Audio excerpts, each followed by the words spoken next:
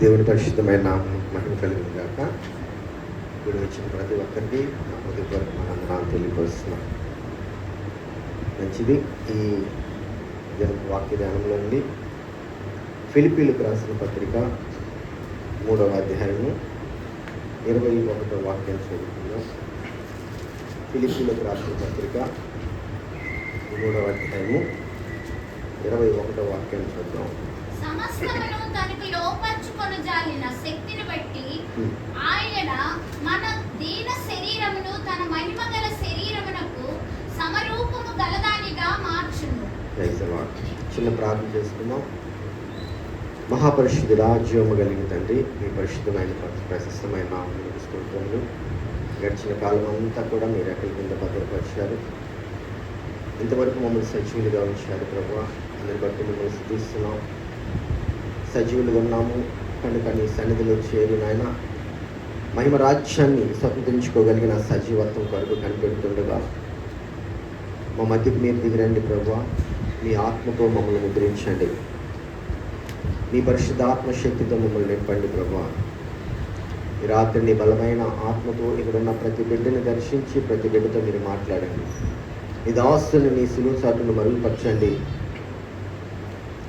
అయా. మీరే నా తండ్రి ఇక్కడున్న ప్రతి బిడ్డతో మాట్లాడి నామానికి మహిమ తెచ్చుకోమని, సమస్తమైన జ్ఞానమునకు మించిన నీ సమాధానపు ఆత్మ మా అందరిపైన కుమ్మరించమని పునరుద్ధానుడైన యేసుక్రీస్తు యొక్క సర్వశక్తి కలిగిన నామములో మిక్కిలి వినయంతో అడిగి వేడుకుంటూ ప్రార్థిస్తున్నాము తండ్రి, ఆమేన్. ఫిలిప్పీలకు రాసిన పత్రికలో పౌలు గారు చెప్తున్నాడు, సమస్తమును తనకు లోపర్చుకున్న జాలిన శక్తిని బట్టి ఆయన మన దేన శరీరాన్ని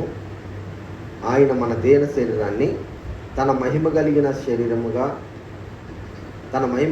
శరీరానికి సమరూపము కలిగిన దానిగా మార్చును. ఇక్కడ మనుషుని పట్ల దేవుని యొక్క ఉద్దేశం కాదు, కానీ దేవుని యొక్క చిత్తం. ఉద్దేశాలన్నీ వ్యర్థమవుతాయి, కానీ దేవుడు చిత్తం మాత్రం ఎప్పుడు కూడా తప్పిపోదు. కనుక దేవుడు మానవుని పట్ల ఒక ప్రత్యేకమైనటువంటి ఆసక్తి లేదంటే ఉద్దేశము, దానికంటే మించింది చిత్తం కలిగి ఉన్నాడు. ఒకటి, దేవుడు తను ఏర్పరచుకున్న నరునికి తన మహిమ కలిగిన శరీరానికి సమానమైన అధికారము కలిగిన వాడిగా ఆ వ్యక్తిని మార్చుకోవాలని దేవుడు ఉద్దేశిస్తున్నాడు. కనుక ఆయన చిత్తాన్ని మనం గ్రహించాలి అంటే మనము దేవుని యొక్క సత్యంలో ఉన్నటువంటి విషయాలను చాలా విషయాలని మనము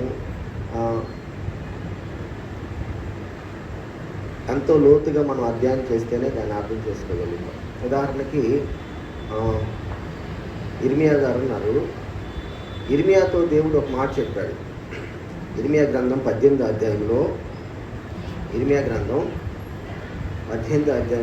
ఇర్మియాతో దేవుడు మాట్లాడుతూ ఒక మాట చెప్తాడు. ఇర్మియా, నువ్వు కుమ్మరివాణి ఇంటికి వెళ్ళి అక్కడ నిలువుము అని చెప్పి దేవుడు చెప్పినప్పుడు ఇర్మియా ఆ కుమ్మరివాణి ఇంటికి వెళ్తాడు. కుమ్మరివాణికి ఇంటికి వెళ్ళినప్పుడు దేవుడు ఆ కుమ్మరివాణి ఇంటికి ఇంకా రాలా, కానీ ఇర్మియా మాత్రం కుమ్మరివాణి ఇంటికి వెళ్ళి అక్కడ వెయిట్ చేస్తూ ఉన్నాడు. దేవుడు మళ్ళీ నాతో ఏం మాట్లాడతాడా, ఇక్కడికి ఎందుకు పంపాడా. ఈలోపు కుమ్మరివాడు అక్కడ ఒక పాత్రని తయారు చేద్దామని మట్టి ముద్దను తీసుకొని చక్కగా పాత్రను సిద్ధపరచడానికి ఆ మట్టి ముద్ద సారిపైన పెట్టినప్పుడు సారిపైన మట్టి ముద్ద ఏమవుతుందంటే అతని చేతులు ఒక పాత్రగా మార్చబడుతుండగా అది కొద్దిసేపు సంపూర్ణం కాకమునిపే ఆ పాత్ర వెడలిపోతుంది. వెడలిపోయిన పాత్రని చూశాడు ఇర్మియా.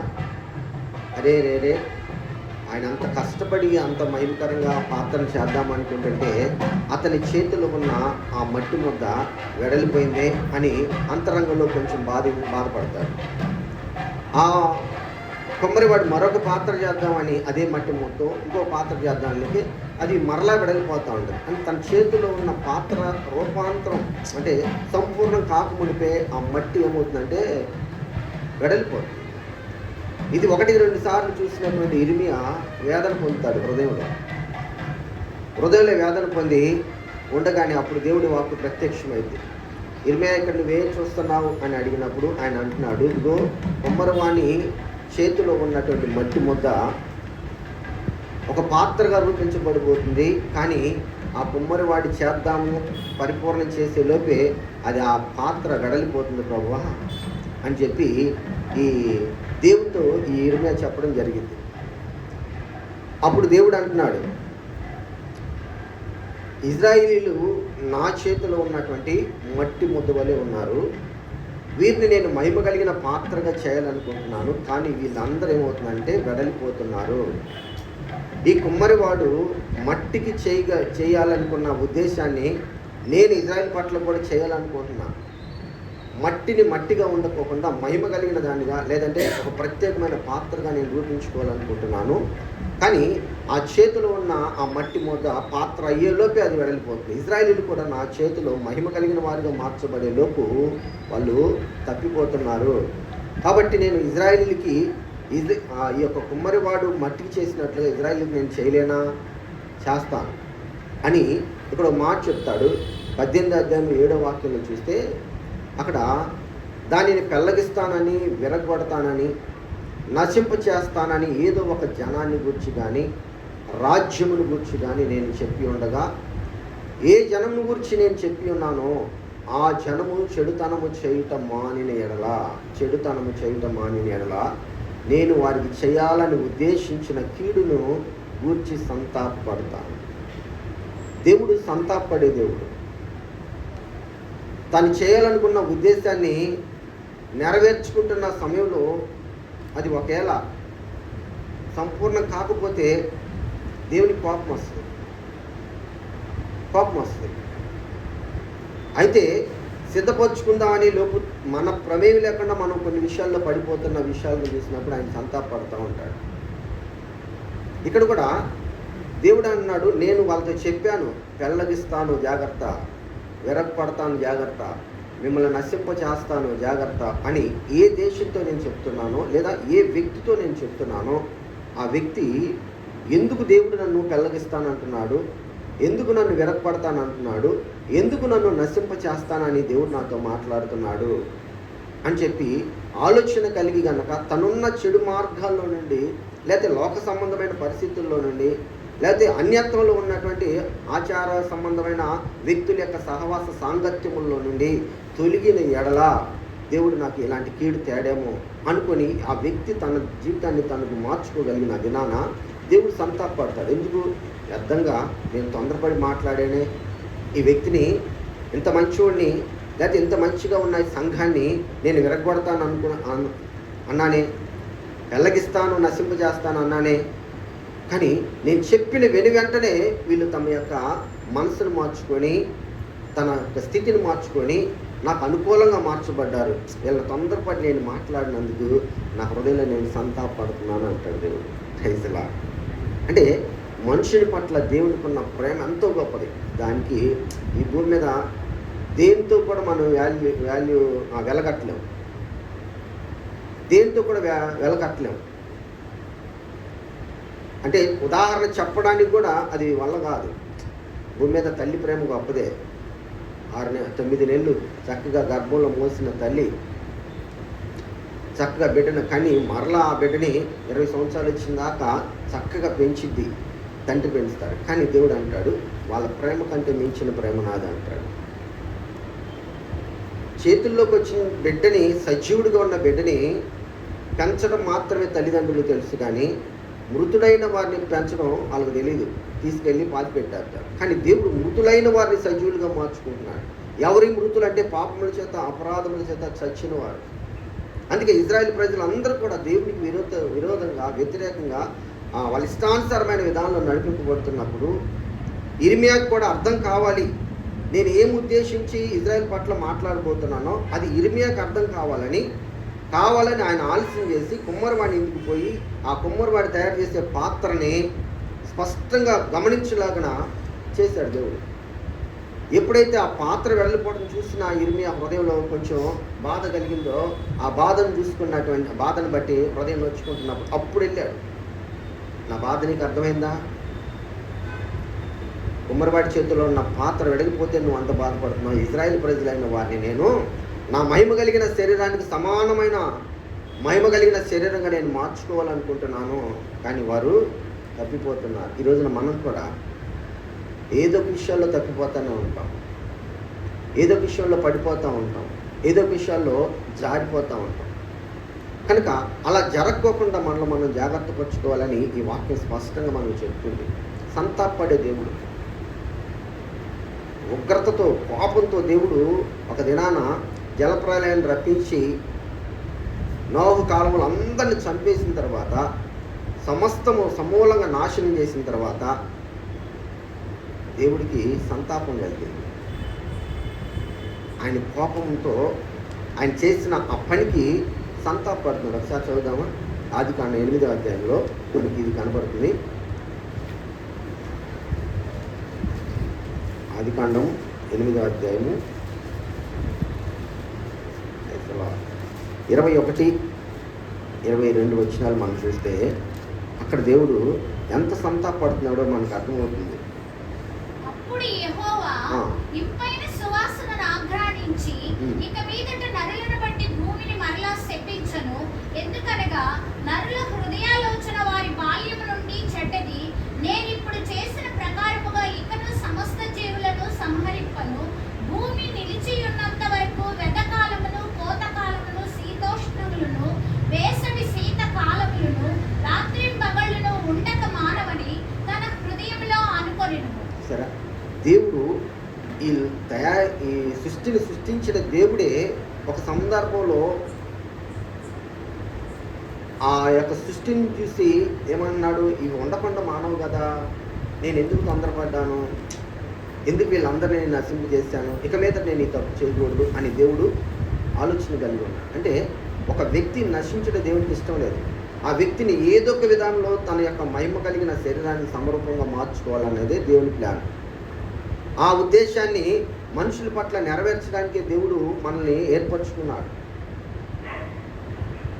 అప్పుడు యెహోవా ఇంపైన సువాసనను ఆగ్రహించి, ఇక ఏదట నరులను బట్టి భూమిని నేను మరలా శపించను.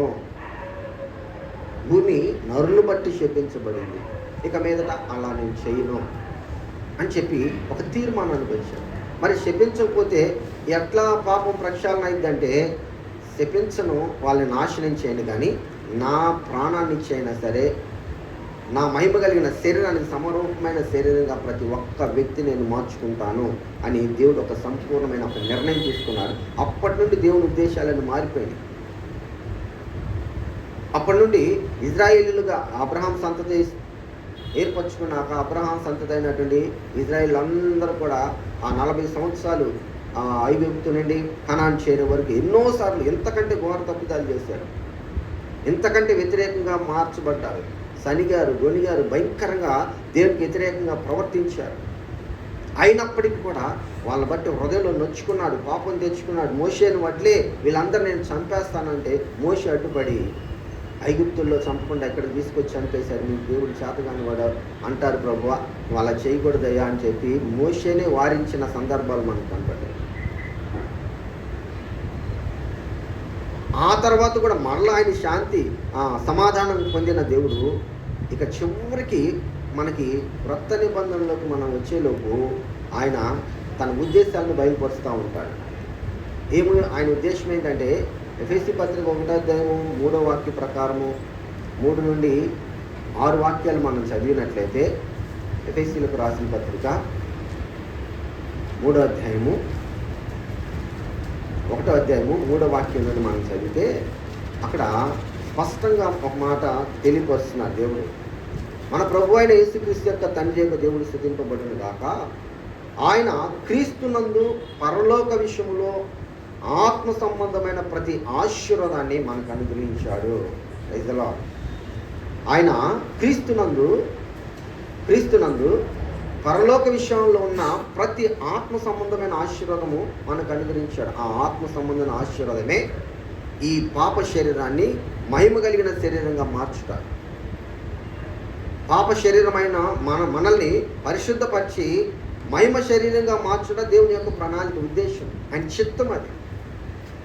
కనుక ఆ నిర్ణయాన్ని గురించి ఇక్కడ చెప్తూ, క్రీస్తునందు పరలోక విషయంలో ఆత్మ సంబంధాన్ని ప్రతి ఆశీర్వాదాన్ని మనకు అనుగ్రహించాడు. ఎట్లా అంటే తన ప్రియుని యందు తాను ఉచితంగా మనకు అనుగ్రహించిన తన కృపా మహిమకు కీర్తిని కలిగినట్లుగా తన చిత్త ప్రకారమైన దయా సంకల్పం చొప్పున యేసుక్రీస్తు ద్వారా తనకు కుమారులుగా స్వీకరించుటకై మనల్ని ముందుగా తన కోసం నిర్ణయించుకొని మనము తన ఎదుట పరిశుద్ధులమును నిర్దోషములై ఉండవలనని జగత్తుకు పునాది వేయబడక మునిపే ప్రేమ చేత క్రీస్తులో మనల్ని ఏర్పరచుకున్నాడు.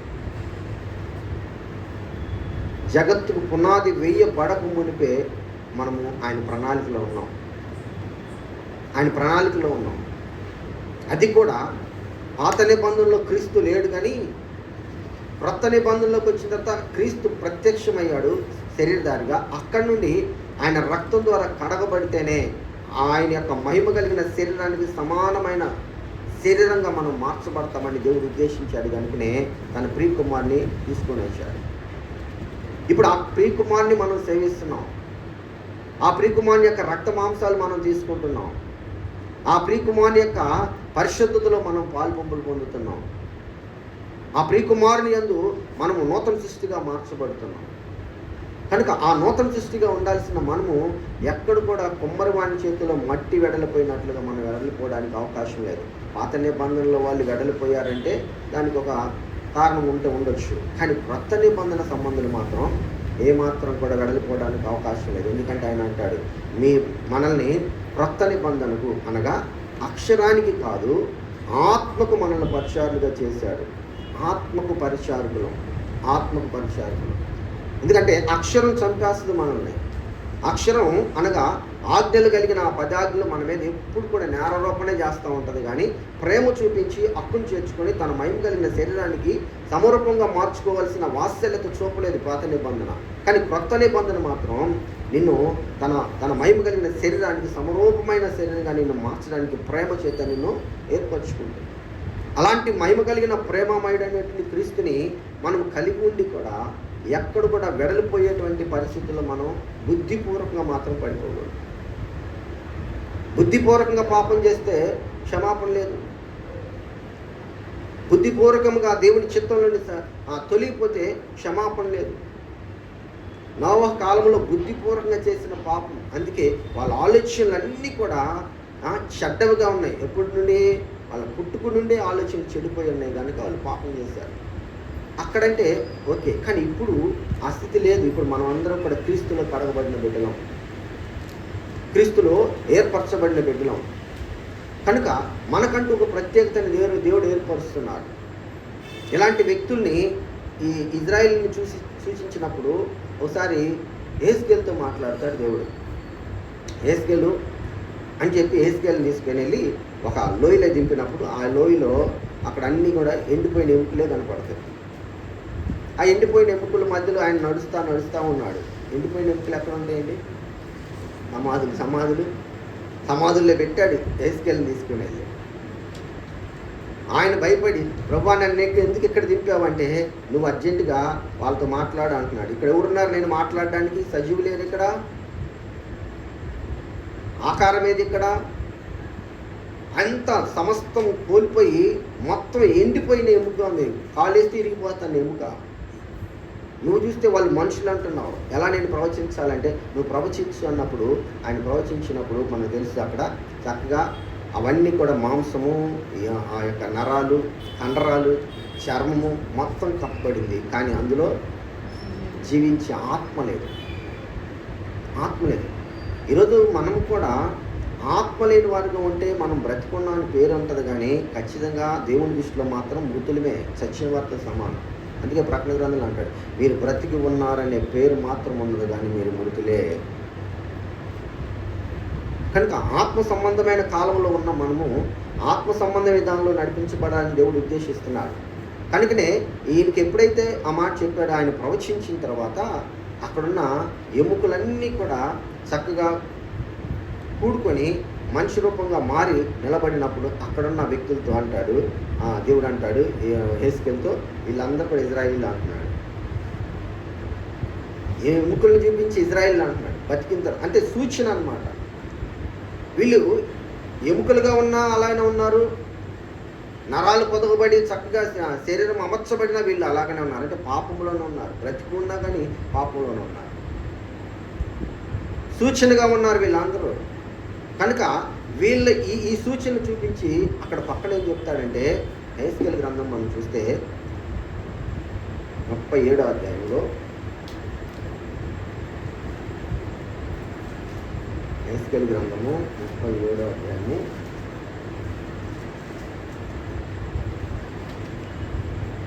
13వ వాక్యంలో అంటాడు, నా ప్రజలారా, నేను సమాధులను తెరిచి సమాధులలో ఉన్న మిమ్మల్ని బయటకు రప్పించగా నేను యెహోవానై ఉన్నానని మీరు తెలుసుకుంటారు. మీరు బ్రతుకున్నట్లుగా నా ఆత్మను మీలో ఉంచి మీ దేశంలో మిమ్మల్ని నివసింప చేస్తాను. Praise the lord. ఏ దేశం అది? మహిమ శరీరాన్ని ధరించుకున్నాక మనకు అనుగ్రహించబడుతున్నటువంటి రాజ్యాన్ని గురించి చెప్తున్నాడు ఇక్కడ.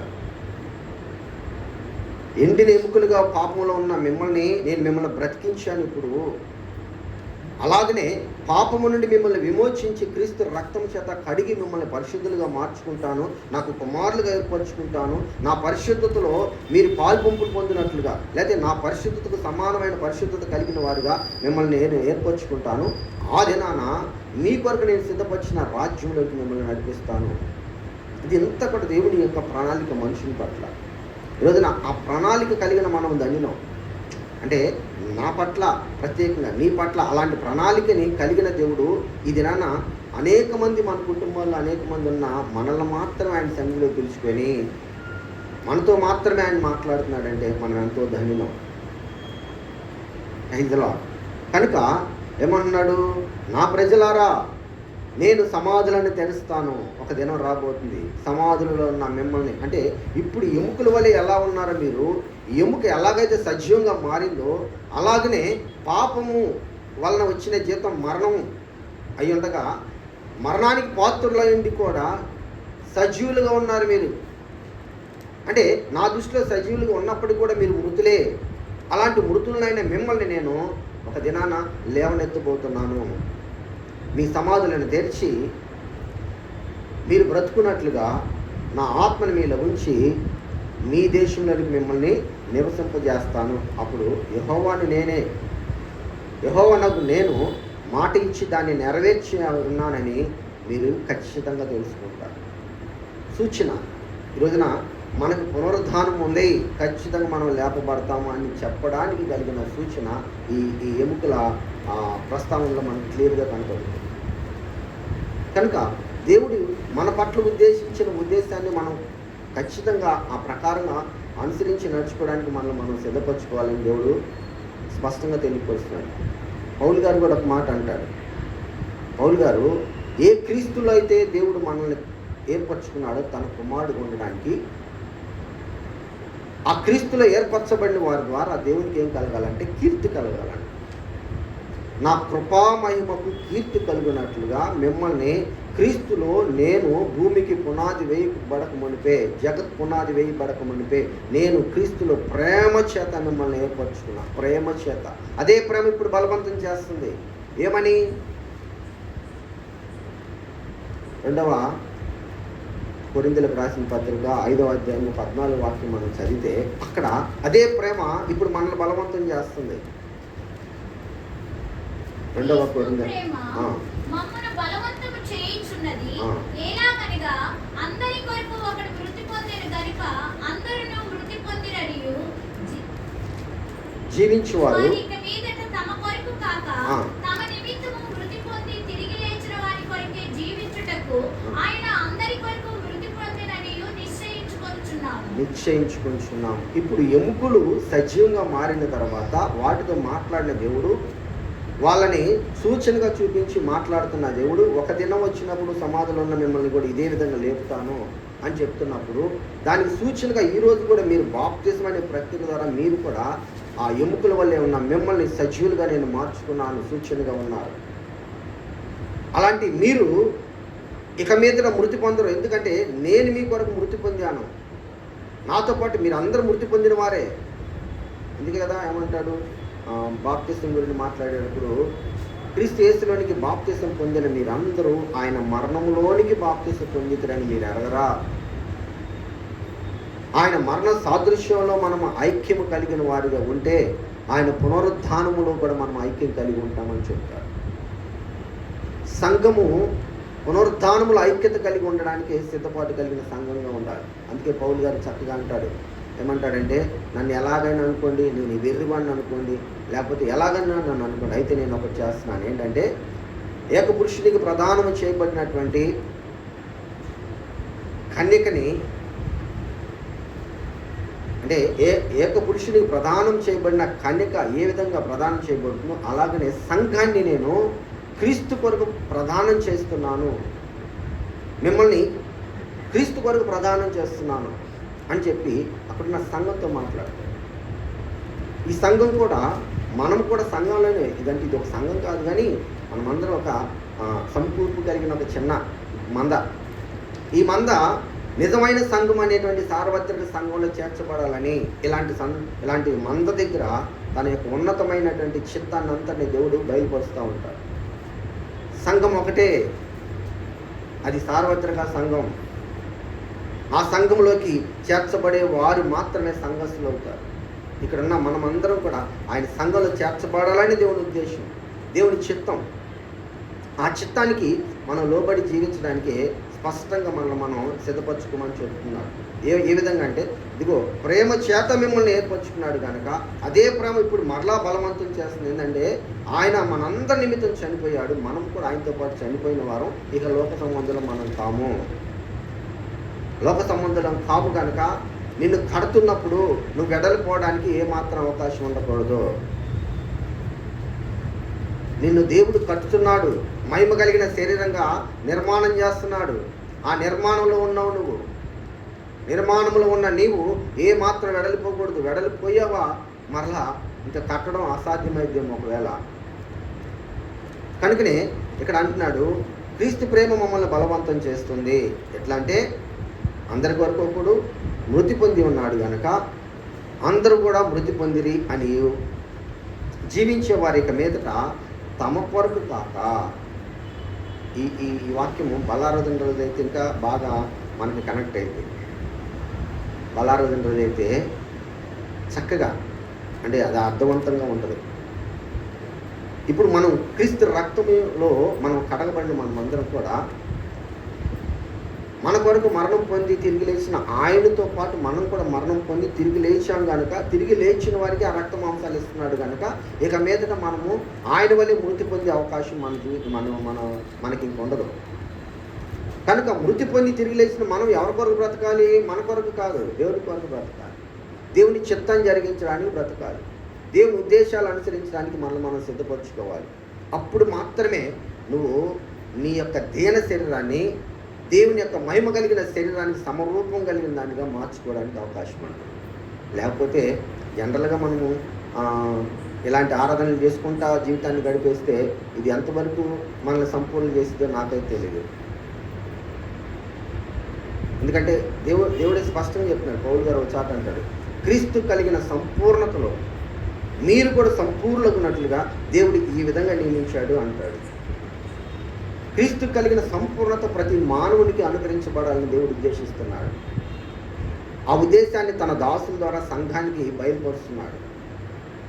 ఆనాడు ఆ సంఘానికి చెప్పాడు పౌలు గారు. ఇప్పుడు మనతో కూడా అదే వాక్యం తీసుకొచ్చి మనతో కూడా చెప్తున్నాడంటే మనల్ని సంఘంలో చేర్చుకుంటున్నాడు దేవుడు. సంఘంలో చేర్చుకుంటున్నాడు. మనము సంఘానికి వారసులుగా ఉండేలాగా మనం సిద్ధపరచుకోవాలి. మృతి పొందిన మనము మన కొరకు కాక మన కొరకు మృతి పొంది తిరిగి లేచిన దేవుని కొరకు మనము పనిచేయాలి, జీవించాలంటున్నాడు. Praise lord. కనుకనే ఇదే మాటను గురించి పేతురు గారు కూడా ఇదే విధానం చెప్తారు. పేతురు రాసిన మొదటి పత్రిక మొదటి అధ్యాయము 22వ వాక్యాన్ని మనం చదివితే అక్కడ మీరు క్షయ బీజము నుండి కాక శాశ్వతమగు జీవము గల దేవుని వాక్య మూలముగా అక్షయ బీజము నుండి పుట్టింపబడిన వారు కనుక నిష్కపటమైన సహోదర ప్రేమ మీరు సత్యమునకు విధేయులవుట చేత మీ మనస్సులను పవిత్రపరచుకొనిన వారై ఉండి ఒకరికొకడు హృదయపూర్వకముగాను మిక్కటముగాను ప్రేమించుడి. Praise the lord. ఏమంటున్నాడు ఇక్కడ? కొన్ని లక్షణాలు కలిగి ఉండాలి. క్రీస్తు పాటు నేను బ్రతికాను, ఆయన కొరకే జీవిస్తున్నాను అని చెప్పుకునే వాళ్ళకు ఉండాల్సిన లక్షణాలు చెప్తున్నాడు. ఏంటి ఆ లక్షణాలు? ఒకటి, నిన్ను నువ్వు తెలుసుకో. ఏంటంటే నువ్వు క్షయ బీజం నుండి రాలా, శాశ్వతమైన అక్షయ బీజము నుండి నువ్వు పుట్టావు. ఈ అక్షయ బీజం అంటే ప్రభువైన యేసుక్రీస్తు. ఆయన ద్వారా నూతనంగా జన్మించిన వ్యక్తివి. ఎవడైనా నువ్వు క్రీస్తునందుంటే వాడు నూతన సృష్టి. పాతవి గతించను, సమస్తము నూతన సృష్టివి నువ్వు. యేసుక్రీస్తునందున్న వాడికి ఏ శిక్ష, ఏ విధి లేదు. ఎందుకంటే యేసుక్రీస్తునందు ఉన్నవాడు జీవమిచ్చే ఆత్మ నియమాన్ని పొందుకొని ఉంటాడు. కనుక పాప మరణ నియమం నీ మీద ఏలుబడి చేయదు. ఏ పాప నియమము నీ మీద ఏలుబడి చేయడానికి దేవుడు ఏమాత్రం కూడా ఇష్టపడ్డావు. నీ మీద ఏ పాప నియమము నీకు తెలియకుండా ఆపాదించబడుతుందా, దాన్ని సమూలంగా నాశనం చేయడానికి నీ చుట్టూ దేవుడు తన దూతలను పెట్టి ఉంచాడు. యెహోవా భయభక్తులు కలిగిన వారి చుట్టూ ఆయన దూతలు కావలిగా ఉండి రక్షిస్తాయి. నువ్వు భయభక్తులు కలిగిన బిడ్డవు కనుక నీకు రక్షణ ఖచ్చితంగా దేవుడు సంరక్షణ ఇస్తూ ఉంటాడు. దిగులు పడాల్సిన పని లేదు. ఒకవేళ ఎండిపోయిన బ్రతుకు ఎముక వల్లే నేను ఉన్నాను అని దిగులు పడాల్సిన లేదు. ఒక సమయం వస్తుంది, ఆ సమయం ముందు ఆ ఎండిన ఎముకకి ఏ విధంగా అయితే జీవం కలిగిన శక్తిని దేవుడు ఇచ్చాడో, ప్రాణం కలిగి అది లేచి నిలబడినట్లుగా అభిషేకించుకున్నాడో, అలాగనే మన జీవితాన్ని కూడా ఖచ్చితంగా సమయంలో మహిమకరంగా రూపించుకుంటాడు ఆయన. అయితే నువ్వేం చేయాలి అంటే ఇక్కడ చెప్తున్నాడు, నువ్వు క్షయమైన బీజం నుండి పుట్టినవాడు కాక శాశ్వతమగు జీవము కలిగిన దేవుని వాక్యం మూలంగా పుట్టిన అక్షయం బీజము నుండి పుట్టింపబడిన వాడు కనుక ఇక మీదట నువ్వు ఎలా ఉండాలి? నిష్కపటమైన సహోదర ప్రేమ కలిగి ఉండాలి. హైజలా నిష్కపటమైన సహోదర ప్రేమ. రెండోది, సత్యానికి విధేయత కలిగి ఉండాలి. సత్యమనగా వాక్యం. మిగతా దేనికి నువ్వు విధేయత చూపించకపోయినా పెద్ద నష్టమే లేదేమో, కానీ వాక్యానికి అవిధేయత చూపిస్తే మాత్రం దేవుడు ఏమాత్రం ఒప్పుకోడు. వాక్యానికి అవిధేయత చూపించిన వారు కొంతమంది ఉన్నారు. ఆయన వాళ్ళ గురించి అన్నాడు, కొండ మీద ప్రసంగంలోనే అంటాడు. ఏమంటాడంటే, పరిశుద్ధమైన దాన్ని కుక్కలుగా పెట్టగాకండి, మీ ముత్యాలు తీసుకొని వెళ్ళి పందుల ముందు వేయగాకండి. అలా వేశారా, అవి కాళ్ళతో తొక్కి వాటిని మీ మీదే తిరగబడి మిమ్మల్ని చీల్చేస్తాయి అంటాడు. అంటే ఎవరిని గురించి ఉద్దేశించి చెప్పాడు ఆయన? సత్యానికి వ్యతిరేకంగా, వాక్యానికి విరోధంగా ఉన్న వారిని గురించి చెప్పాడు. అలా ఎవరైనా ఉన్నారా అంటే ఖచ్చితంగా దేవుని యొక్క కృపను పొందుకున్న వాళ్ళే. 70 మంది శిష్యుల్ని ఆ వాక్యం సూచిస్తుంది. 70 మంది శిష్యుల్ని గూర్చి దేవుడు స్పష్టంగా చెప్తున్నాడు. ఇదిగో నా శరీరం తిని నా రక్తం త్రాగిన వాడు నిత్య జీవం కలిగిన వాడు అని చెప్తున్నాడు యేసయ్య. కానీ ఈ 70 మందిని అంతకుముందే దేవుడు తన పరిశుద్ధాత్మతో అభిషేకించి సర్వలోకానికి పంపించి అందరికీ వాక్యాన్ని బోధింపజేసి అందరికీ రోగాలుంటే స్వస్థపరిచే శక్తినిచ్చాడు. వాళ్ళలో ఉన్న దెయ్యాలను వెళ్ళగొట్టగలిగిన శక్తినిచ్చాడు. పాములను ఎత్తి పట్టగలిగిన శక్తినిచ్చాడు. కొత్త భాషలు మాట్లాడే శక్తినిచ్చాడు. చచ్చిన వారిని కూడా లేవనెత్తగలిగిన శక్తిని వారికి సంపూర్ణంగా నాకంటే గొప్ప కార్యాలు చేయనట్లుగా మీరు వెళ్ళి చేసి రండి అని చెప్పి అందరిని పంపించాడు. వీళ్ళు వెళ్ళారు, చేశారు, మహిమకరంగా తిరిగి వచ్చి దేవుడితో చెప్తున్నారు, ప్రభువా నీ నామంలో మేము ఏదైనా గొప్ప కార్యాలు చేస్తాం అయ్యా అంటే దేవుడు సంతోషించాలా? సంతోషించట్లా. నువ్వు చేసిన కార్యం మంచిదే ఉండొచ్చు, కానీ నీ పేరు జీవ గ్రంథమందు లిఖించబడింది, దీన్ని చెదరగొట్టుకునే పరిస్థితుల్లో నువ్వు ఉండొద్దు అన్నాడు. అంటే ఎక్కడో దేవునికి తెలుసు, అంతరంగాలు తెలుసు దేవునికి. బాహ్యరంగాన్ని అసలు ఆయన పట్టించుకోడు. అంతరంగాలన్నీ దేవుడు తెలుసు. వాళ్ళ అంతరంగం ఎరిగిన దేవుడు మాట్లాడుతున్నాడు. ఆ మాట చెప్పిన తర్వాత అయిపోయిన కొంత సమయం తర్వాత దేవుడు అంటాడు, ఇదిగో ఇంతవరకు భూమి మీద కార్యాలు చేశారు, ఇప్పుడు పరలోకం ముందు మీరు నా మహిమ కలిగిన శరీరానికి సమాన శరీరం కలిగిన వారుగా మీరు ఉండడానికి మీరు ఇక మీద సిద్ధపడండి అయ్యా అన్నాడు. అలా ఉండాలంటే ఏం చేయాలి? నా రక్తాన్ని నా శరీరాన్ని భుజించాలి. ఈ మాట వాళ్ళకి ఇష్టం లేకుండా పోయింది. నా శరీరాన్ని తిని నా రక్తాన్ని త్రాగిన వాడు నిత్య జీవము కలిగిన వాడు. నా శరీరం తిని నా రక్తం త్రాగిన వాడు తనలో తాను జీవము కలిగిన వాడు. నా శరీరం తిని నా రక్తం త్రాగిన వాడు నేను నా తండ్రి కలిసి ఏ విధంగా జీవిస్తున్నామో అలాగే నా ద్వారా అతడు జీవిస్తాడు. ఈ ఆహారము మన్నా తిని చచ్చిపోయినటువంటి మీ పితరులకు ఇచ్చిన ఆహారం వంటిది కాదు, ఇది నిత్య జీవానికి సంబంధించిన నిత్య జీవపు ఆహారం అని చెప్తుంటే వాళ్ళకి కోపం వచ్చేసింది. ఇంకా కోపం వచ్చి ఏమంటున్నారు, ఈ మాటలు కఠినమైనవయ్యా, ఈ ఎవడెంటాడు అంటున్నారు.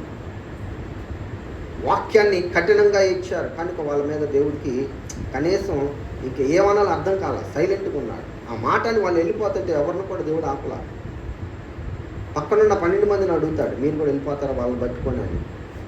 సత్యం మీద మనం మన జీవితాన్ని కట్టుకోకపోతే వాక్యం మీద మనం చేసే సమస్తం కూడా వ్యర్థమే. సత్యమే మనల్ని స్వతంత్రులుగా చేస్తుంది. యూదులు నమ్మి యేసుక్రీస్తు దగ్గరికి వస్తే నమ్మి వచ్చారు కదా, అయితే మీకు మాట చెప్తున్నా అని వాళ్ళతో ఏమంటున్నాడు, మీరు నా వాక్యమందు నిలిచి ఉన్నట్లయితే మీరు నాకు శిష్యులుగా ఉండి సత్యాన్ని గ్రహిస్తాడు, సత్యము మిమ్మల్ని స్వతంత్రులుగా చేస్తుంది. అంటే ఇప్పుడు మేము స్వతంత్రులం కామా అంటారు వాళ్ళు.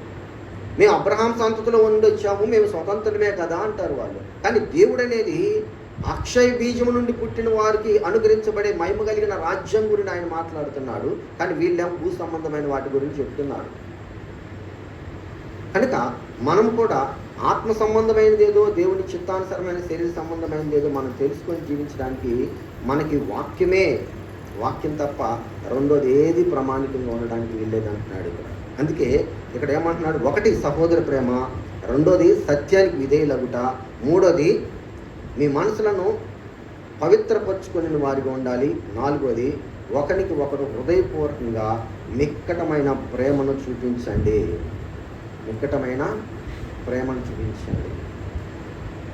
ఈ లక్షణాలు లేకపోతే మనము ఖచ్చితంగా కొంచెం దేవునికి దూరం అవుతాం. అంటే దూరం అవడం అంటే ఆయన మహిమ కలిగిన శరీరానికి సమానమైన శరీరం కలిగిన వారికి మాత్రం మనం ఉండలేము.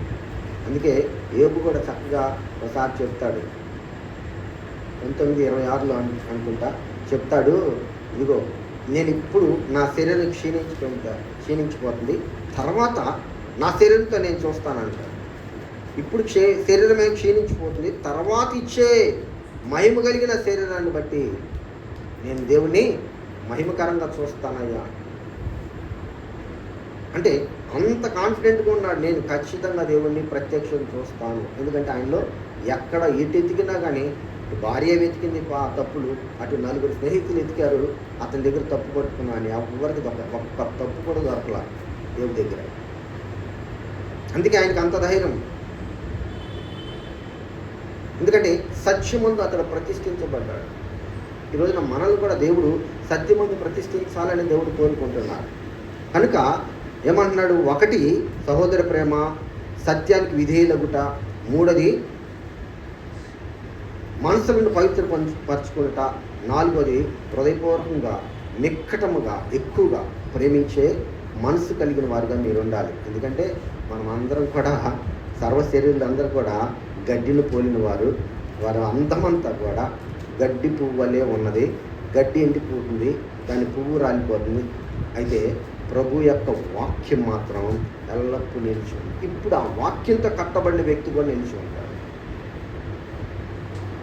ఆ వాక్యం ఏం చెప్తుందో దాన్ని బట్టి అనుకరించిన వ్యక్తి స్థిరంగా నిలిచి ఉంటాడు. ఎక్కడంటే తన మహిమ కలిగిన శరీరంతో దేవుడు ఎక్కడైతే ఉన్నాడో అక్కడ ఉంటాడు, నిలిచి ఉంటాడు. అక్కడ ఉండాలని దేవుడు కోరుకుంటున్నాడు. ఇదే సందర్భాన్ని యెషయా గ్రంథంలో కూడా చెప్తాడు దేవుడు, నా తలంపులు వేరు, మీ తలంపులు వేరు, నా మార్గాలు వేరు, మీ మార్గాలు వేరు. తూర్పుకి పడమర ఎంత దూరంగా ఉందో అంత దూరంగా మీ తలంపులకి నా తలంపులకి, మీ మార్గాలకి నా మార్గాలకి దూరంగా ఉంది. అయితే ఆకాశము నుండి వర్షము కుమ్మరించబడుతుంది, ఆకాశము నుండి మంచు కురిపించబడుతుంది.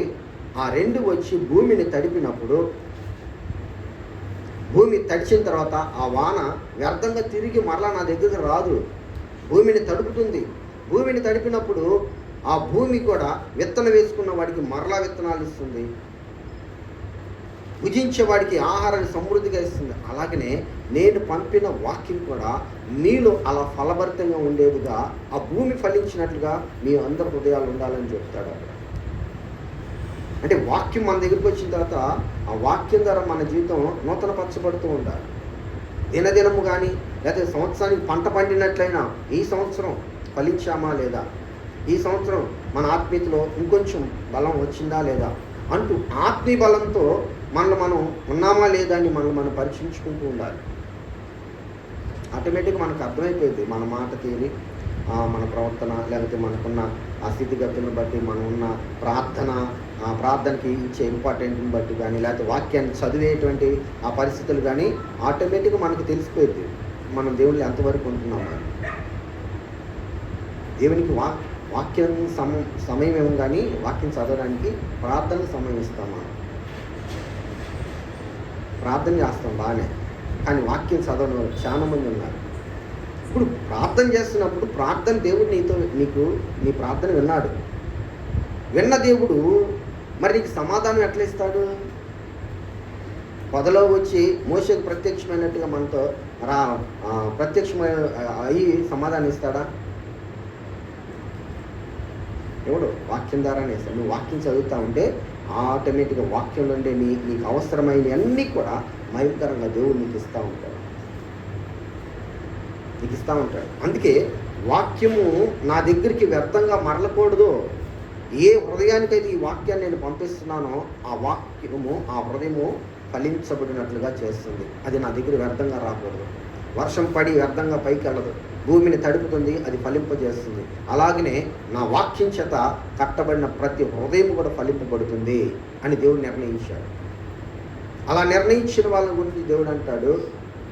ఒకసారి చదువుదాం చివరిగా 55వ అధ్యాయం యెషయా గ్రంథం.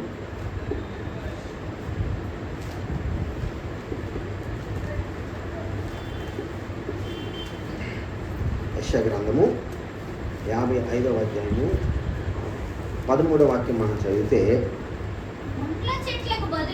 ముండ్ల చెట్లకు బదులుగా దేవదారు వృక్షాలు మొలుస్తాయి, దురదగొండి చెట్లకు బదులుగా గొంజి వృక్షములు ఎదుగును. అప్పుడు అది యెహోవాకు ఖ్యాతిగాను ఆయనకు కొట్టివేయబడని నిత్యమైన జ్ఞాపక సూచనగాను అవి ఉంటాయి. ఏంటివి? చెట్లు చెప్పట్లా, చెట్ల గురించి చెప్పట్లా. ఇక్కడ ఏమంటాడంటే ముండ్ల చెట్లు అనగా ఈ లోకానికి సాదృశ్యంగా కనపడుతుంది. ముండ్ల చెట్లకు బదులుగా దేవదారు వృక్షం, అది కరెక్ట్గా స్ట్రైట్గా పెరిగింది, స్తంభంలాగా పెరిగింది. ఒకసారి అంటే నేను దేవునిలోకి వచ్చిన కొత్తలో దేవునితో బలంగా ప్రార్థన చేసుకుంటా ఉంటే నాకు 2 చెట్లు చూపించాడు. నేను అభిషేకం తీసుకున్న రోజు, పాస్టర్గా సేవకుల ద్వారా అభిషేకం తీసుకున్న రోజు కళ్ళు మూసుకొని నన్ను ప్రార్థన చేసుకుంటున్నాను. నాకేం జరుగుతుందో నాకు తెలీదు. 2 చెట్లు మాత్రం ఆకాశాన్ని అంత హైట్లో 2 దేవదారు వృక్షాలు ఉన్నాయి.